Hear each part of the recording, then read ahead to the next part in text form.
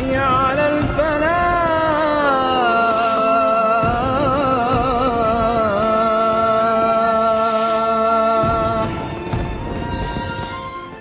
Cara untuk membersihkan hati dan pikiran kita, sekaligus meluruskan niat kita, itu kurang lebih ada 5 hal yang dapat ditempuh.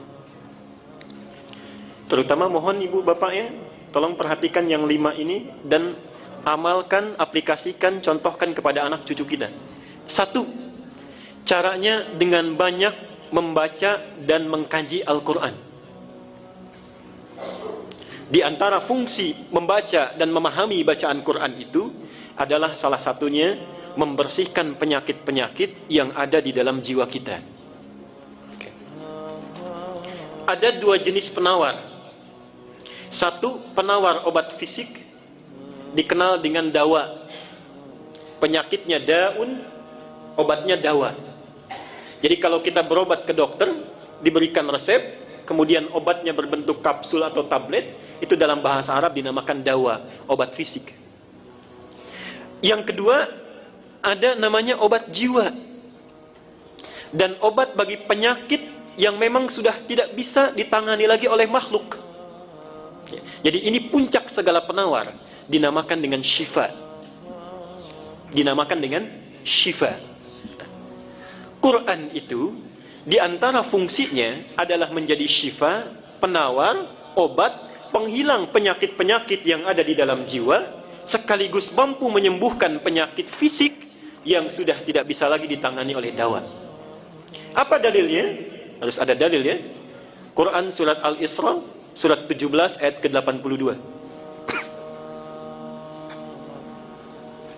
Quran surat Al-Isra, surat 17 ayat 82. Wa nunazzilu minal Qur'ani ma huwa shifaa'un wa rahmatun lil mu'minin.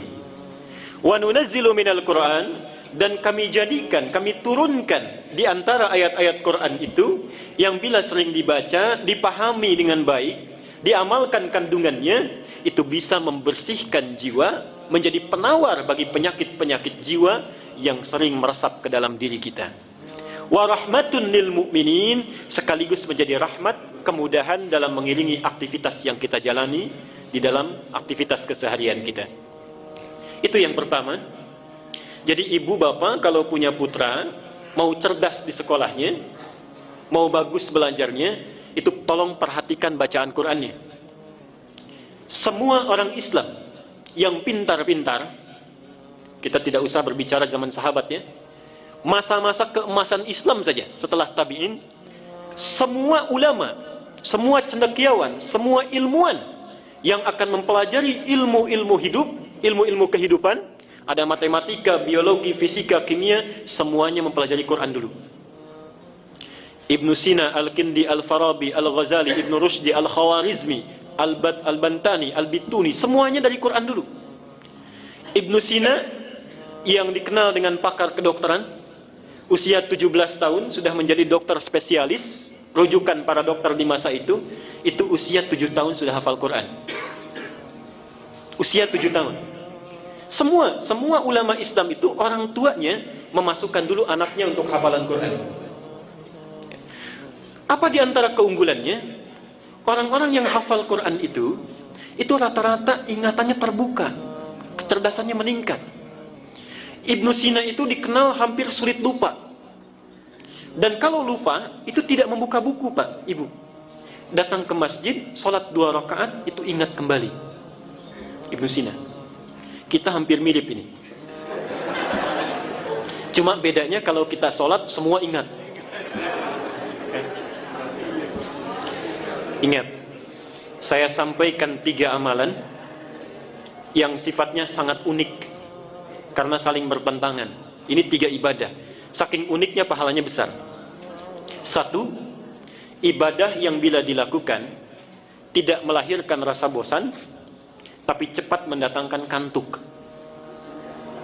Ibadah yang bila dilakukan tidak melahirkan rasa bosan, tapi cepat mendatangkan kantuk. Baca Quran. Baca Quran. Itu biasanya begitu. Kalau baca internet, majalah, koran bisa 1 jam, Baca Quran 5 menit saja sudah pegang mushaf, sudah ngantuk tuh. Sampai kaget Mike. Tapi betul.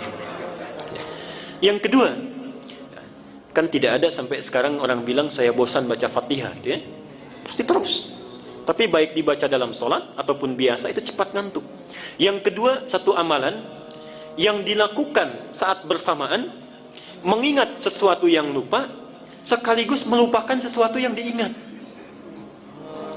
Ingat sesuatu yang lupa sekaligus melupakan sesuatu yang diingat. Sholat.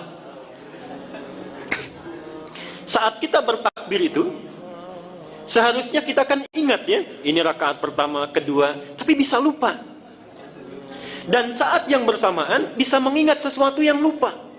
Kunci ditaruh di mana, ingat, kan? Buku hilang di mana, ingat. Arisan tanggal berapa belum dapat, ingat juga, semua masuk. Ya. Dan yang ketiga, amalan ibadah yang semuanya bagus, yang bila dilakukan merekatkan sesuatu yang renggang sekaligus merenggangkan sesuatu yang rekat. Ini merekatkan sesuatu yang renggang sekaligus merenggangkan sesuatu yang rekat. Nikah. Nikah itu ibadah yang dilakukan bisa merekatkan sesuatu yang renggang. Ini tidak kenal dengan si A, setelah dinikahi menjadi saudara mahram bil musaharah. Saking dekatnya disebut persaudaraan ini mahram. Artinya anak yang tadinya belum bisa melihat aurat ibunya yang tidak pakai kerudung, sekarang boleh melihat ibunya rambutnya tanpa hijab. Mahram bil musaharah, saking dekatnya. Tapi saat yang bersamaan merenggangkan sesuatu yang rekat. Coba lihat. Ada anak perempuan dikandung, berat ibunya mengandung, dilahirkan berjuang hidup dan mati, diasuh, nakal, menanggung malu, dibawa ke pesta mempermalukan, dibawa ke masjid main-main, itu kan? Setelah dewasa, tumbuh cantik, belum genap, belum sempat dipetik buahnya, sudah dibawa oleh orang lain yang baru dikenalnya. Anak laki-laki, perawatannya sama, walau tidak kalah repot. Setelah dewasa, tumbuh, dapat gaji, belum sempat diberikan pada ibunya, sudah harus diberikan kepada orang yang baru dikenalnya. Renggang. Ya. Karena itulah hati-hati, tidak ada mantan ayah dan ibu, dan kata Nabi, celaka, bu'dan liman adraka abawahil kibar falam yudkhilal jannah. Celaka orang yang masih hidup bersama orang tuanya, sudah sepuh tapi tidak mampu memasukkannya ke dalam surga. Yang kedua adalah memperbanyak sholat malam. Memperbanyak sholat malam, rajin, tahajud. Itu untuk membersihkan jiwa dan pikiran kita. Dalilnya surat Al-Muzammil ayat ke-6. Inna nashi'atal laili hiya ashaddu wat'aw wa aqwamu qila. Sungguh bangun malam itu, sholat malam itu lebih cepat menyentuh kepada jiwa. Di antaranya bisa membersihkan diri kita. Saya cepat saja. Al-Muzammil ayat ke-6. Yang ketiga, banyak melakukan puasa. Banyak melakukan puasa. Di antara fungsi puasa itu memperbaiki perilaku yang tidak baik dan membersihkan penyakit jiwa yang buruk. Mana dalilnya? Sahih Al-Bukhari nomor hadis 1869. Sahih Al-Bukhari nomor hadis 1869.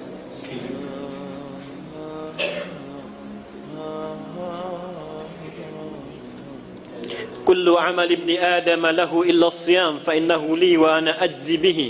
Setiap amal anak Adam itu untuknya kecuali puasa, maka dia untukku dan aku yang memberi pahalanya. Terusannya apa?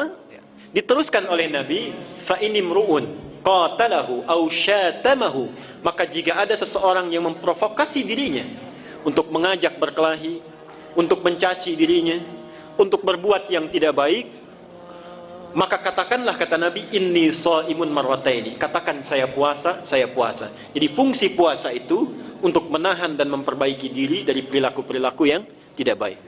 Yang keempat, masih ibadah. Yang keempat, memperbanyak istighfar dan bertaqarrub kepada Allah. Memperbanyak istighfar dan bertaqarrub kepada Allah. khususnya di penghujung malam menjelang waktu fajar. Khususnya di penghujung malam menjelang waktu fajar. Dalam bahasa Quran disebut dengan sahar istilahnya. Wabil ashari hum yastaghfirun. Surah Az-Zariyat, surah ke-51 ayat ke-18 dalilnya. Wabil ashari hum yastaghfirun. Dan yang kelima, yang terakhir, memilih teman yang baik, berkumpul dengan orang-orang yang soleh. Ilmu kita bagus, hati kita baik, tapi berkumpul dengan orang-orang yang jelek, perilaku anak pun akan terpengaruh. Ini maaf Pak Ibu ya, tolong mulai sekarang itu kalau cari-cari sekolah, cari universitas, cari yang 5 kriteria ini baik. Yang bisa memberikan akhlak yang baik, tempat yang baik. Jangan sekedar pandai ya, pandai itu gampang dicarinya. Tapi carilah sekolah yang memberikan akhlak yang baik.